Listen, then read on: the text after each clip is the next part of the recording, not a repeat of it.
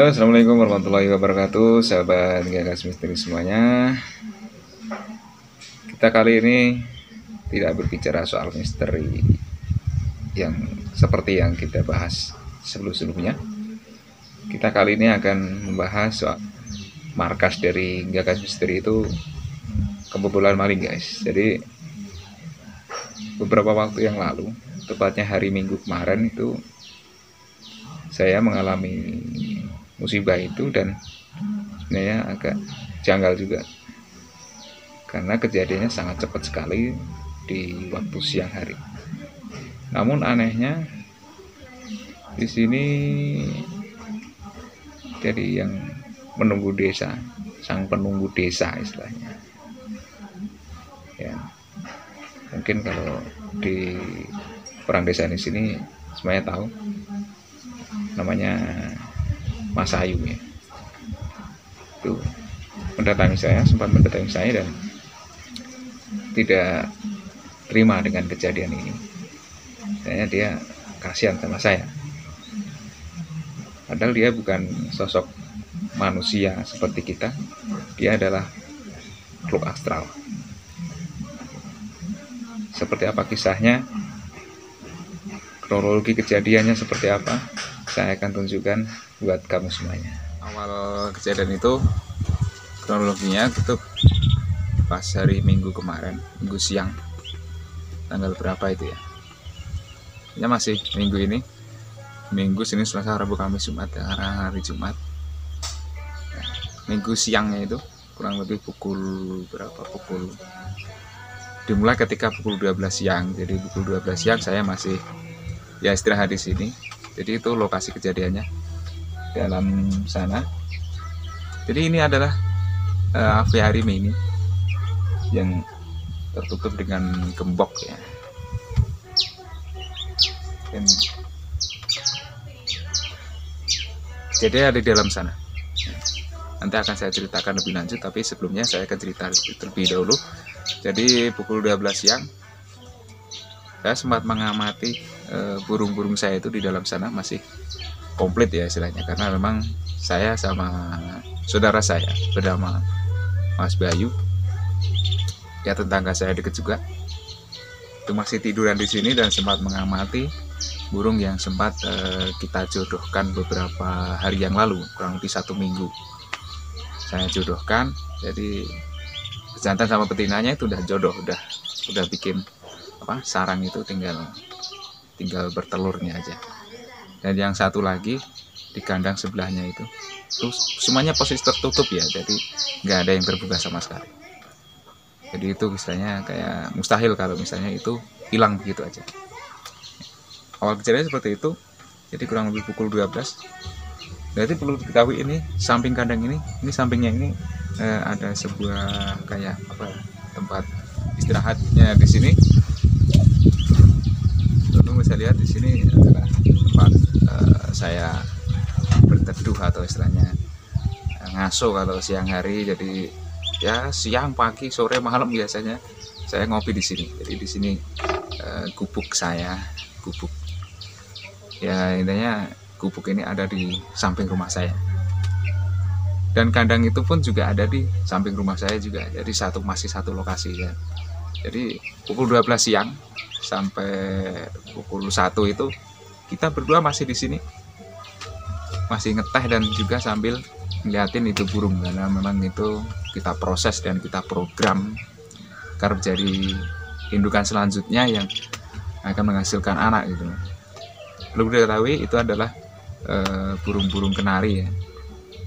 Serinya sih cuman lokal, jadi lokal AF. Tapi yang jadi masalah di sini ketika selesai pukul 1, jadi waktu itu ketika pukul 1 saya sempat kerja bakti atau istilahnya bantu saudara saya benahin rumah dengan atap genteng, tempatnya di sana. Nah itu di belakang rumah saya, ya di depan sebenarnya, tapi di belakang saya itu adalah posisinya di depan rumah saya tuh.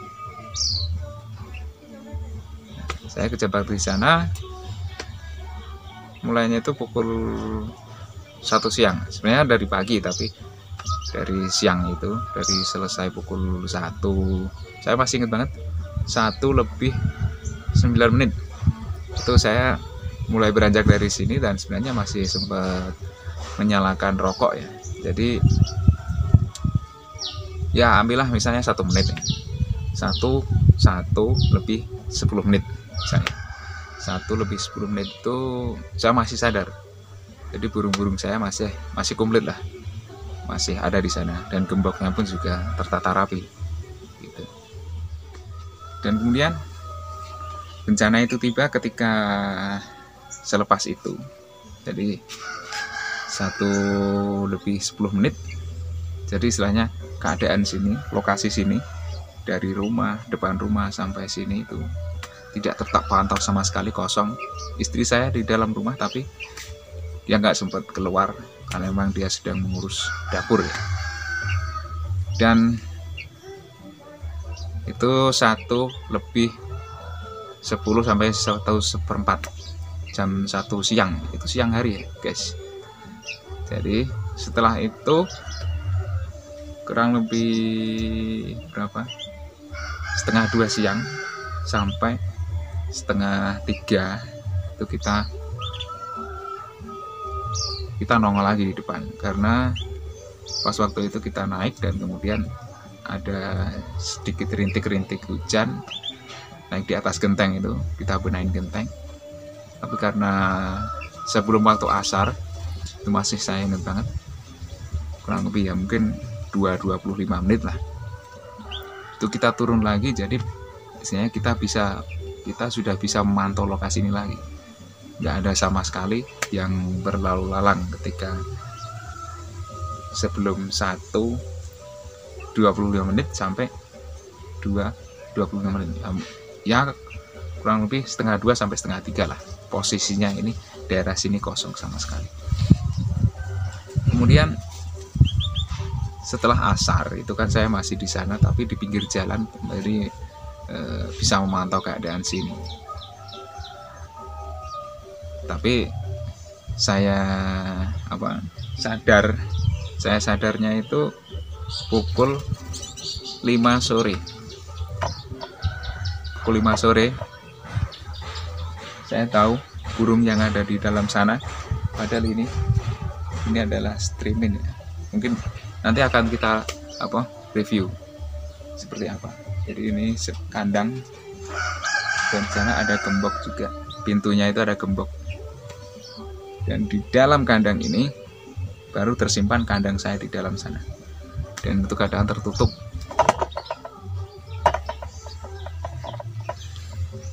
Itu sudah tidak ada tiga burungnya. Jadi 3 burung dari 2 kandang.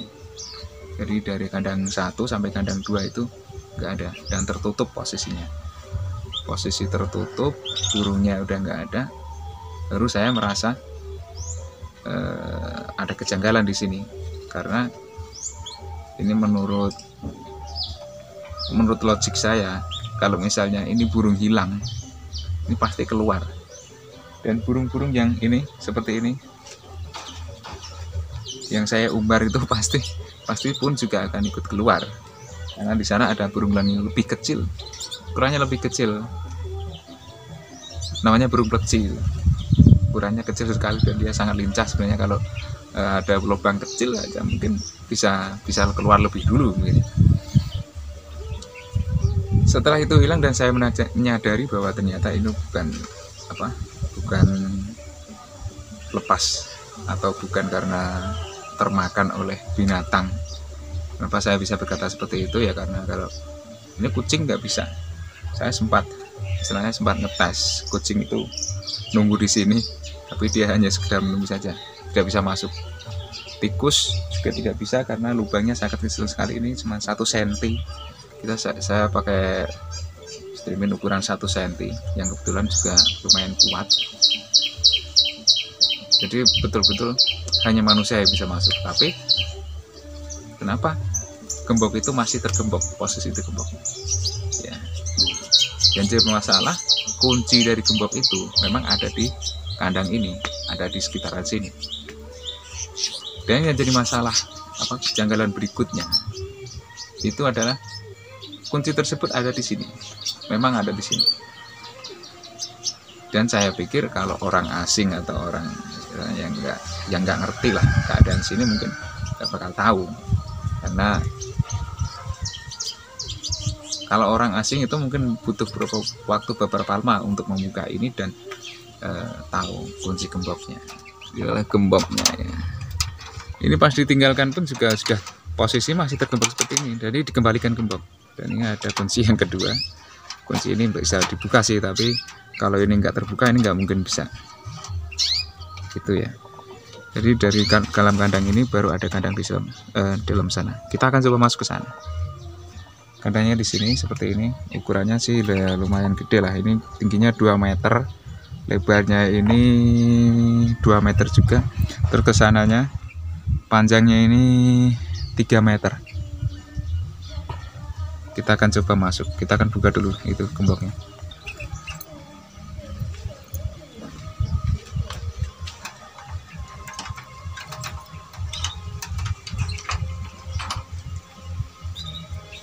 Jadi kuncinya ada di kunci motor.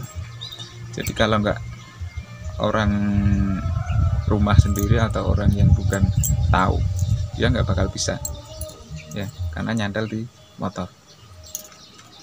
Tampakan di dalam kandangnya ya, kandang aviarinya. Ini kandangnya seperti ini. Memang sengaja saya buka ya, biar itu burung-burung yang saya program itu bisa masuk ke sini dan bisa bertelur di sana. Nah, ini kandang kedua buat program jantan ini. Ya, ini yang lokasi kejadian yang hilang itu di sini, di sana sama di sini.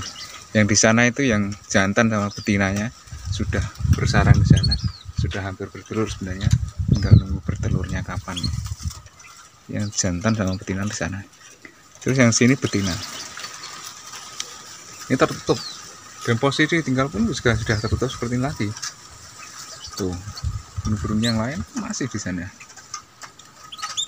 Tuh, tertutupnya kadang di bawah. Tuh, ini rapat banget guys. Ini kenapa ini kadang saya buka?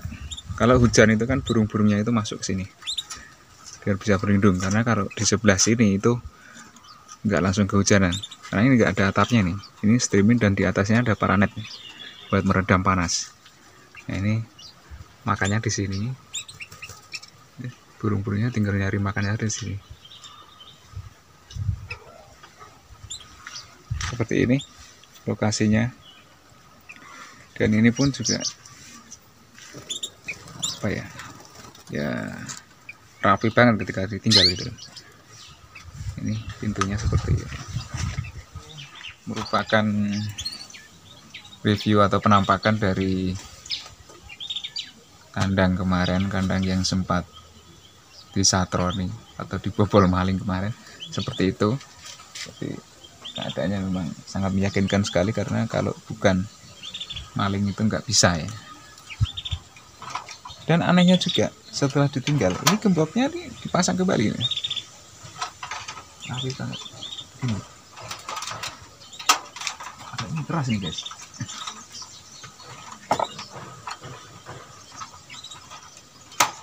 Tuh. Seperti ini. Jadi saya yakin dia butuh waktu ya, tapi cepat sekali. Karena jedanya itu hanya 1:30 siang sampai 1:30, jadi tidak butuh waktu lama, 1 jam. Hanya butuh 1 jam untuk bisa memasuki sini, masuk sana itu, ngambil, kemudian nutup sama buka ini. Dan kuncinya itu diletakkan di gubuk sini juga. Setelah saya sadar, betul-betul sadar bahwa itu adalah kehilangan, maka saya tunggu kemarin itu 1 kali 24 jam. Jadi 1 kali 24 jam saya memang membuat kabar, istilahnya saya bikin status juga atau bikin story bahwa siapapun nanti yang melihat atau yang istilahnya yang melakukan itu, saya masih membuka etikat baik ya. Jadi, membuka diri siapapun nanti silahkan dikembalikan dan saya tidak akan memproses dengan hukum gitu.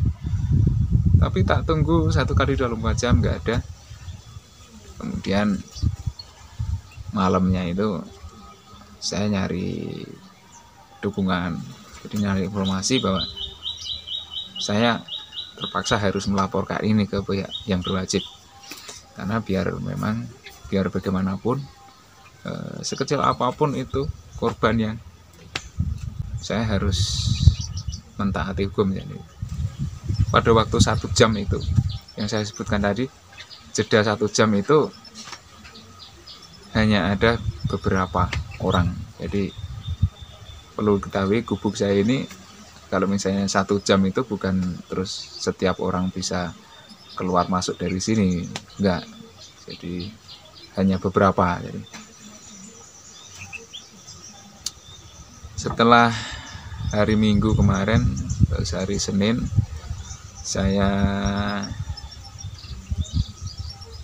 hari Senin itu saya menempuh jalur hukum ya. Jadi kemudian saya lapor ke pihak yang berwajib, saya laporkan kejadian itu. Tapi saya hanya sedang melaporkan kejadian itu, ada di berkas laporannya ada. Jadi ada kepolisian juga di sana dari Polsek. Jadi saya hanya melaporkan kejadian bahwa kejadian seperti ini, kronologinya seperti ini, dan tempatnya di sini. Jadi korban saya sendiri. Namun sempat ditanya kemarin berapa nilai total kerugian. Saya bilang ke Pak polisinya itu, kalau secara nominal dari barang yang saya beli itu mungkin nggak seberapa, kurang lebih 1 juta. Tapi kalau kerugian saya secara material pasti jauh lebih besar dari itu, karena akibat dari kejadian itu, dari musibah itu, akhirnya saya tidak bisa melanjutkan kerjaan karena memang pikiran lagi nggak fokus dan keadaan belum kondusif. Makanya saya istirahat dari pekerjaan saya. Itu sudah otomatis merugi, dan untuk wirawiri kesana kemari, lapor polisi dan segala macam itu pun juga butuh dana yang nggak sedikit. Dan kemungkinan anak yang dihasilkan dari yang saya jodohkan tadi akhirnya gagal, padahal perlu diketahui betinanya itu saya cetak sudah lama, kurang lebih 6 bulan. Itu pun juga butuh biaya, dan perjantannya itu pun juga harganya bukan murah. Jadi intinya kalau di total kalkulasi secara material mungkin 2,5 juta lebih nilai total kerugian saya. Kemudian Senin siang itu kan sudah saya laporkan ke kepolisian. Kemudian saya tidur di rumah, dan siangnya itu sehabis beduk itu saya sempat didatangi sama, ya mungkin kalau orang-orang sini tahu, seperti istilahnya jin yang penunggu desa gitu loh. Secara bahasa umumnya seperti itu. Tapi kalau orang sini namanya Seng Bau Reso. Jadi Seng Bau Reso itu kalau orang sini mungkin secara umum bahasanya adalah jin penunggu desa. Itu sempat menanyakan atau sempat memberikan pernyataan bahwa dia nggak terima. Jadi memang mungkin saya sudah terkenal di kalangan alam gaib, itu sudah terkenal mungkin ya. Nggak terima itu real. Itu nyata. Kalau misalnya ditanya atau dikasih sumpah, saya siap, karena pikiran saya nggak enak. Kemudian saya pergi ke juru kunci desa ini, yang saya sempati maksudnya, juru kunci dari kampung saya itu memang membetulkan. Jadi jin penunggu di sini memang seakan kayak nggak terima dengan apa yang saya alami, karena saya apa ya, nggak tahu lah itu alasannya apa. Dia menyatakan bahwa keberatan saya dan nggak terima dengan kejadian itu. Kemudian karena belum puas dengan pernyataan sang juru kunci tadi, kemudian saya pergi lagi ke satu kiai juga di daerah saya, sempat mengundang sang jin, sang penunggunya itu. Ada disaksikan teman saya dari desa, kebetulan waktu itu ada di sana, jadi menyaksikan obrolan saya dengan kiai ini. Dia menyaksikan betul. Namanya saya rahasiakan namanya, tapi dia tahu, orang sini juga, orang kampung saya. Kemudian yang satu jadi masalah itu betul-betul ingin digempur jadi karena nggak terima kalau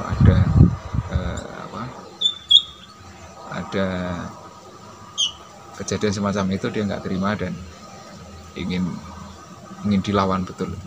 Yang saya sesalkan itu pelaku ini jelas bukan orang sembarangan, karena waktu 1 jam memasuki sini, membuka itu dan keluar lagi, itu jelas butuh keahlian khusus. Minimal dia bisa menghilang, karena kalau misalnya orang-orang sini itu pasti jelas tahu, karena ini bukan keadaan perkampungan yang betul-betul sepi, bukan, karena di sana ada yang sedang membenahi atap genteng. Jadi minimal pelaku ini punya jurus 1000 bayangan, mungkin minimal bisa menghilang, karena kalau nggak menghilang nggak mungkin semacam itu. Nah, itu cerita singkatnya, kronologinya seperti itu. Dan yang jadi masalah besar itu, kenapa saya masukkan ke tema Gagas Misteri, ya karena penuh kejanggalan, penuh misteri di sini, dan yang saya alami di sini, terutama yang tadi, kenapa jin penunggu desa saya itu sampai mendatangi saya dan sampai mengucapkan rasa tidak terimanya itu dan ingin membantu saya. Tapi saya tolak, tidak perlu, karena saya masih bisa sendiri. Saya masih menempuh jalur hukum tadi. Dan kemudian biarlah nanti pihak kepolisian yang mengungkap kasus ini secara nyata dan secara real, tidak ada yang ditutup-tutupi seperti itu. Kejadian seperti itu, lengkapnya seperti itu. Dan mungkin kalau misalnya ada yang tanya-tanya, atau teman-teman saya atau orang-orang sekitar saya tahu tapi hanya sepotong-sepotong, ya kejadiannya intinya seperti itu. Saya tidak tutup-tutupi, dan itu real keadaannya seperti itu. Kronologinya, bentuk dari keamanan kandang saya itu, dan juga situasi sini, ya semacam seakan kayak tidak memungkinkan kalau misalnya ada betul-betul orang asing yang masuk ke sini kemudian pergi lagi. Sepertinya nggak mungkin, karena yang itu tadi, dia harus punya ilmu menghilang. Kalau bisa punya ilmu menghilang, saya yakin bisa, karena kalau enggak,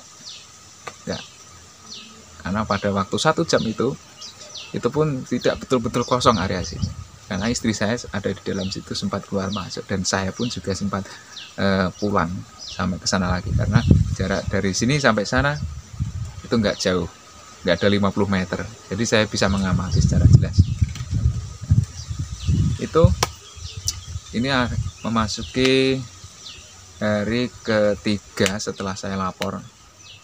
Nah, itu nanti biarkan pihak kepolisian yang mengungkap kasus ini seperti apa, dan nanti hasilnya saya serahkan ke pihak yang berwajib. dan yang berwenang di dalamnya. Kemudian nanti perkembangan kasusnya akan tetap saya berikan ke sahabat-sahabat semuanya, jadi biar tidak ada kasus yang tertutup-tutupi di sini. Karena memang saya ingin kasus ini tuntas. Kenapa? Karena saya ingin mengungkap motif di dalamnya itu buat apa itu. Karena kalau hanya ingin sekedar mencuri atau istilahnya hanya butuh duit, sini ini kalian tahu, ini dalam sini ada bur, ada segala macam di sini.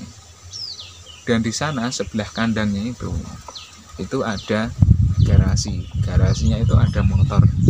Motornya kuncinya ada di sana. Kalau butuh duit ya, itu jelas lebih cepat. Tapi kenapa yang diambil malah yang paling sulit nih? Burung di dalam kandang dan di dalam kandangnya lagi pun dalam keadaan terkunci, dan lingkungannya pun bukan dalam keadaan sepi. Kalau malam hari mungkin saya masih ya oke lah, itu kelalaian. Ini bukan proses kelalaian guys, jadi ini bukan efek dari kelalaian, karena waktu 1 jam itu dan saya masih di sana itu, saya pikir ya, ini logika saya, nggak mungkin kita gitu, nggak mungkin ada orang yang betul-betul orang asing ke sini kan begitu. Makanya saya betul-betul pede banget meninggalkan kunci itu di daerah sini, karena saya pikir kalau bukan orang saya sendiri itu atau orang keluarga saya itu nggak tahu gitu. Ya, terima kasih buat kamu yang telah mendukung usaha saya untuk mengamankan lokasi sini, dan juga terima kasih atas dukungan buat semuanya. Ya, pada intinya kita pasrah ke pihak yang berwajib biar mereka yang mengurusi kasus ini. Kalau misalnya ada kejanggalan atau ada sesuatu yang ingin ditanyakan, silahkan masukkan ke kolom komentar, atau yang punya WA saya silahkan WA saya, atau mungkin kalau yang ingin bertanya-tanya atau yang ingin dikondisikan atau yang ingin dikoordinasikan, silahkan datang ke box saya sangat terbuka sekali, pagi, siang, sore, malam, insya Allah siap. Gitu aja ya, kita akan mengungkap nanti kasus berikutnya. Jadi ini kemarin saya sempat ada permintaan atau ada request dari teman, tolong diungkap itu kasus apa, misteri pulung gantung. Nanti akan tahu setelah ya, terus gagal misteri. Wassalamualaikum warahmatullahi wabarakatuh.